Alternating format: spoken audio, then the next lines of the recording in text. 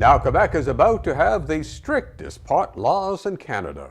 The CAQ government is going to raise the legal age to 21 and ban smoking it in public places. Now, the best medical minds agree smoking cannabis is not good for young brains. On the other hand, organized crime will just get richer because, kids will keep smoking it illegally. And I am not sure that the new age restriction would hold up in court. You can vote, you can serve in the military to defend the country, but no, you can't buy pot. Perhaps even more education is really what is needed, but I wonder if that would even work. No easy answers on this one. What is for sure is that the divide is deepening between the right-wing CAQ and the left-wing Projet Montréal. Premier Legault basically told the mayor that her new pink line is a pipe dream, caquist like cars. And now she is coming out swinging over the new restrictions that pot smoking will only be allowed at home. It doesn't consider the reality of Montreal, where 60% of the residents are tenants. So it's a bit confusing at this point because the law says cannabis is legal. Plante and Legault, it's just the beginning of a beautiful friendship. What the hell is going on at the STM? Now, the Gazette has been doing some fine work exposing the problems, notably with the bus service. The paper reported this week that Montreal simply doesn't have enough buses. That's because at any given time, 30% of them are broken. In other words, reports the Gazette, of 1,815 buses, up to 541 could be in the shop. Now, when they are in the shop, they aren't picking up passengers. When they aren't picking up passengers, people are stranded, often in the bitter cold. You call that service? Now, on top of that, buses often run out of gas because they don't have fuel gauges. Now, I know labor relations at the STM have not been a bowl of cherries, but that cannot explain what seems to be exceptionally bad management. And the folks at the top of the STM food chain are making a pretty good buck. In 2017, Director General Luc Tremblay made $345,000 plus expenses. And the half a dozen executive directors pulled in salaries from $190,000 to $259,000 a year.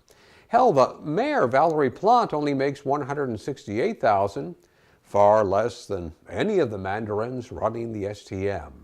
Now, think of those salaries next time the bus just doesn't show up on a cold Montreal day.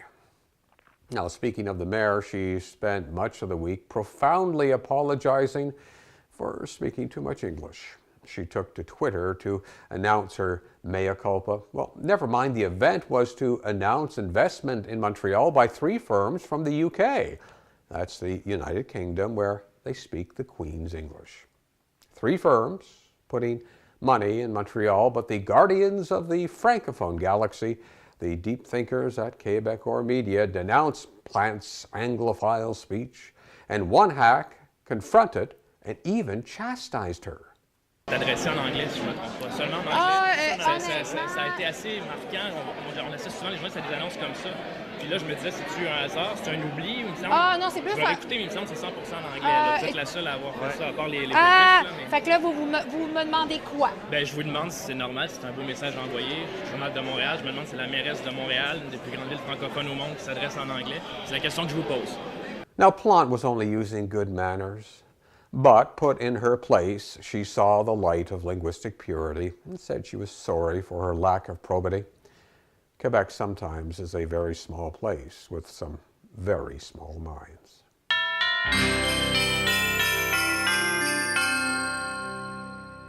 Now, here is some Christmas fun. What is your favorite Christmas movie?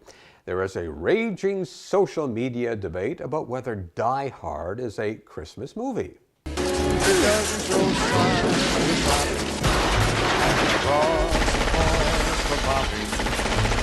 Lights are turned way down low. Let it snow, let it snow, let it snow. Now, I could vote for A Christmas Carol, the 1951 Alistair Sim version, please, or Jimmy Stewart's It's a Wonderful Life, or even Elf with Will Ferrell. But Bruce Willis and Die Hard, franchement, Most people seem to think it's not a Christmas movie. A new survey this week found 62% think surely it is not. 25% say, yeah, it is. The rest, they don't know. What are those 25% thinking? Not what I would call the spirit of Christmas. I'm Barry Wilson. You can follow us on Facebook and Twitter. And please subscribe to our YouTube channel. And don't forget to check out our weekly poll on Facebook. We want to know what you think. Why are you smiling like that? I just like to smile. Smiling's my favorite.